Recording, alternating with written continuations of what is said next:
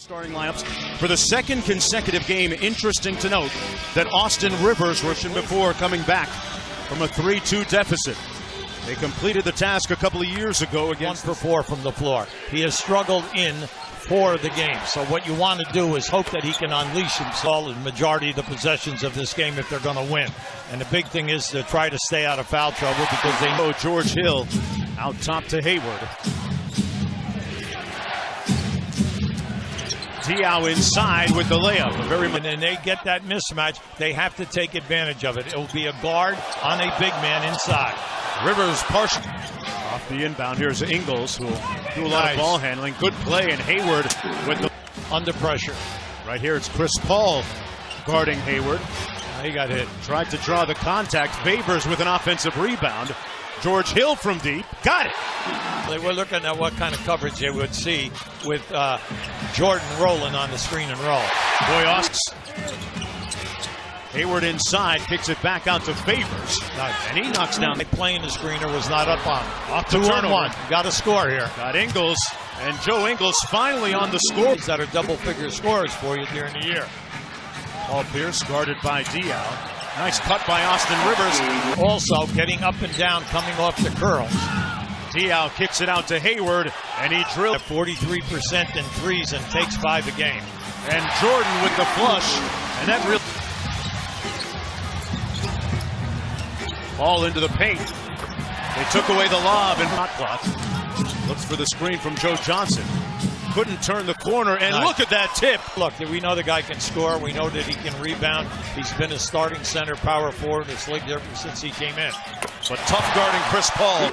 And that will keep everyone on their toes. He's been averaging over 5 three-point attempts throughout the series. And Rodney Hood, 3 minutes to go as Raul Neto gets set to come into the game.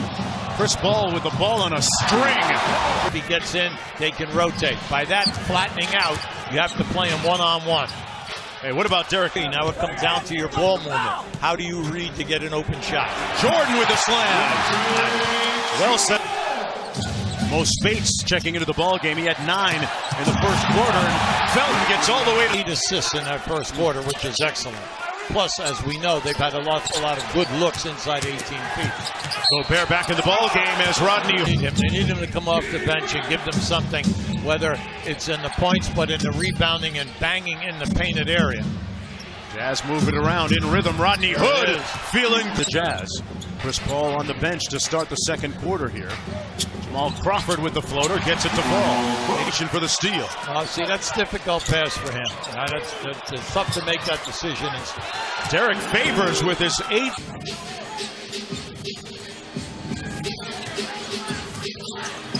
Little stutter step, and Austin Rivers on the shot clock.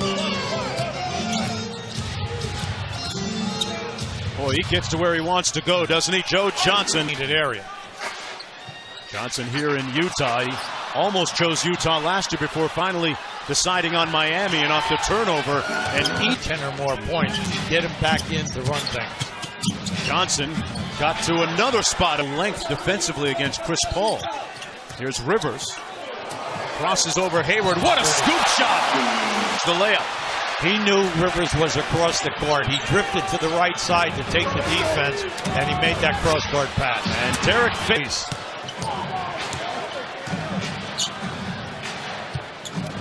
Hill off the Favors screen, and George Hill pretty stagnant here. And now the high pick and roll. Well, second. Jordan, no, he reached out. And it vaporized. It scored 20 points, but your bench people have scored 21. That's great chemistry and good movement with the second unit. Joe Ingles. With Joe Ingles, he was one of the last cuts by the Clippers a couple of years ago. Paul lobs it up for Jordan, and Lob City in effect. And approaching 1 minute to go here in the first half. The Clippers down by 9.